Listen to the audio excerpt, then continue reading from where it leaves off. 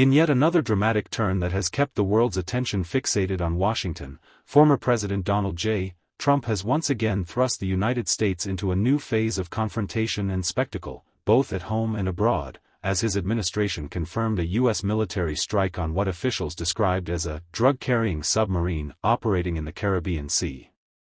The announcement, delivered with Trump's characteristic flair during an impromptu briefing outside the White House, marks one of the most audacious moments in his continuing campaign to reassert dominance on both the national and international stage.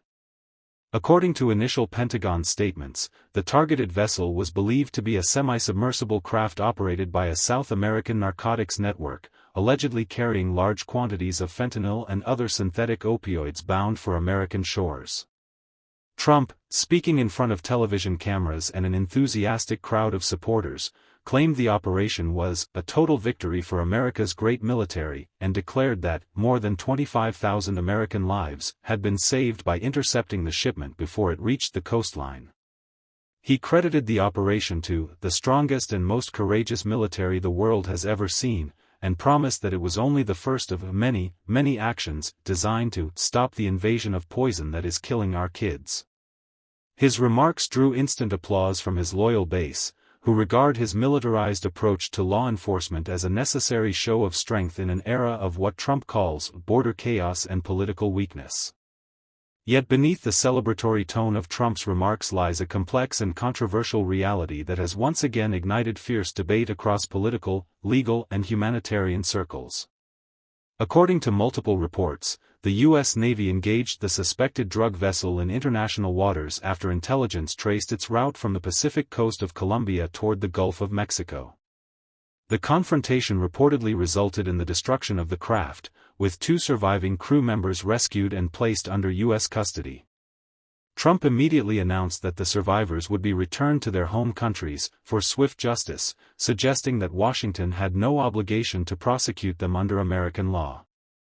Critics, however, have questioned whether the strike and the subsequent handling of survivors adhered to international law, noting that the use of military force against non-state actors on the high seas may set a dangerous precedent. International maritime conventions normally require that suspected traffickers be captured and tried, not destroyed outright, and human rights advocates warn that Trump's decision to authorize a lethal military response instead of an interdiction mission crosses a moral and legal red line. Nevertheless, within Trump's political orbit, the action is being portrayed as a decisive victory, the fulfillment of his campaign promise to take extraordinary measures to end America's opioid epidemic. White House officials aligned with Trump's inner circle have echoed his framing of the operation as a humanitarian strike, arguing that it prevented the distribution of an amount of synthetic narcotics sufficient to cause mass casualties. Trump himself has used the incident as proof that his administration operates with what he calls real-world accountability, contrasting it with the bureaucratic paralysis of previous governments. Within hours of the announcement, social media platforms were flooded with clips of Trump's statement, patriotic montages of U.S. fighter jets, and memes celebrating the submarine kill. Conservative talk shows hailed it as the turning point in America's fight against the drug cartels, while liberal commentators condemned it as reckless militarism wrapped in populist theatrics.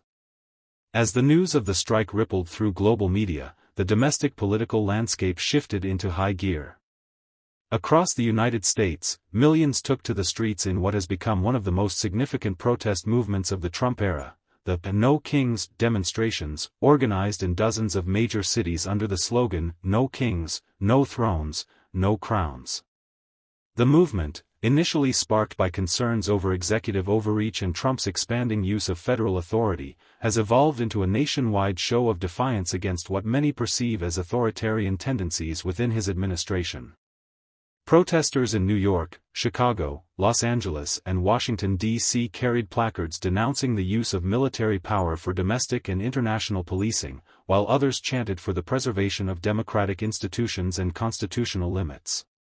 The juxtaposition of Trump's triumphant tone and the massive civic backlash unfolding simultaneously has created an atmosphere of deep polarization, one that defines the current political climate more than any single policy debate could.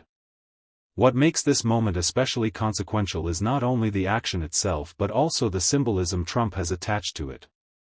For his supporters, the destruction of the drug submarine represents a victory over chaos, tangible proof that Trump's "America First" philosophy delivers immediate results. For his critics, it is another reminder of a leader who wields power without restraint, a man who views military might as a tool for personal glorification and domestic distraction. Scholars of international relations have compared the move to historic examples of leaders using foreign actions to consolidate domestic control. Some see echoes of Ronald Reagan's 1980s drug war rhetoric, others draw parallels with Cold War-era displays of force. Yet in Trump's case, the theater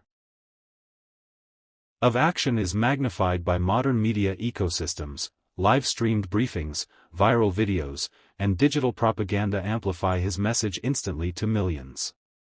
In this environment, every military strike doubles as a campaign advertisement, every protest becomes a spectacle, and every controversy is reframed as proof of his enduring relevance.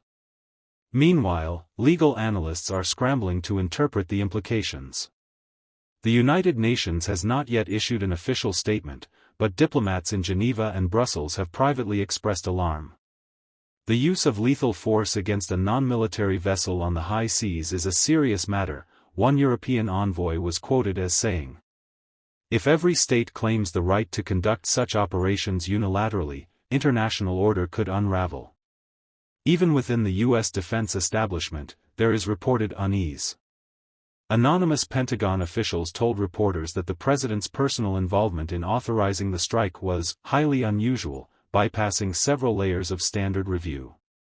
One former Navy admiral described the situation as an escalation beyond traditional counternarcotics operations, essentially treating smugglers as combatants. Yet despite internal dissent, Trump's command over the political narrative remains formidable. Within hours of the strike, he appeared at a rally in Miami, declaring that America will never again be weak, and promising that the era of hesitation is over. The crowd erupted into chants of USA as Trump smiled and raised his fist, underscoring his mastery of spectacle and symbolism. The broader political ramifications of this single event are vast. Economically, markets reacted with cautious optimism as defense contractors' stocks ticked upward, anticipating further spending on maritime enforcement and surveillance systems. Politically, Trump's approval ratings among his base surged, even as national polls showed a widening divide between supporters and opponents. The Democratic opposition has seized on the controversy as evidence of what it calls a dangerous pattern of unilateral militarism. Senate Minority Leader Rachel Whitman condemned the strike as a reckless use of power that violates international law and undermines America's credibility. Legal advocacy groups have already begun preparing lawsuits demanding transparency on the chain of command and the rules of engagement used in the operation. Meanwhile, right-wing commentators argue that such criticism proves their point, that the establishment is out of touch with what ordinary Americans want: decisive, unapologetic action. In the streets, the protests have grown not only in size but also in scope. What began as an anti-authoritarian demonstration has evolved into a larger critique of Trump's governance style. Banners reading "Liberty is not loyalty" and "Power belongs to the people" have become rallying cries. Cultural figures, including musicians, actors, and veterans, have joined the marches, giving the movement a cross-generational appeal. Yet despite the massive turnout, Trump's administration has dismissed the demonstrations as manufactured chaos funded by globalists, repeating familiar talking points from previous crises. State and local governments, caught between federal pressure and civic unrest, have issued calls for calm, but tension remains high.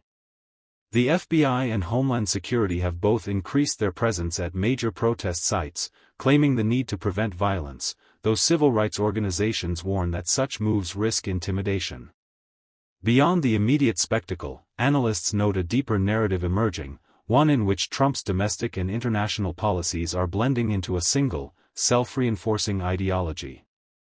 His actions abroad serve as validation for his rhetoric at home: the promise of strength, the rejection of compromise, and the framing of opponents as threats to national unity. The submarine strike, while ostensibly about drugs, thus becomes a metaphor for his entire approach to governance: swift, forceful, and dismissive of nuance. His supporters see him as a protector reclaiming America's dignity, his detractors see an autocrat testing the boundaries of democracy. The two visions collide not only in media discourse but also in the lived experiences of millions of citizens witnessing a nation increasingly divided against itself. As day turns to night, news networks replay footage of Trump's statement alongside images of swelling crowds chanting in city squares. Analysts debate whether this moment represents a tipping point or merely another episode in a presidency defined by perpetual crisis. Either way, the contours of the new political reality are clear. Power in America is being redefined not through quiet deliberation but through spectacle, confrontation, and force. The sinking of a submarine may seem like an isolated event, but in Trump's America it is never just about the target, it is about the message. That message, blared across every screen and echoed through every rally, is that Donald J. Trump remains the unchallenged protagonist of the American story, commanding attention, loyalty, and outrage in equal measure. Whether history judges this moment as a triumph or a tragedy remains to be seen, but for now, it is unmistakably his stage, his narrative, and his war to win.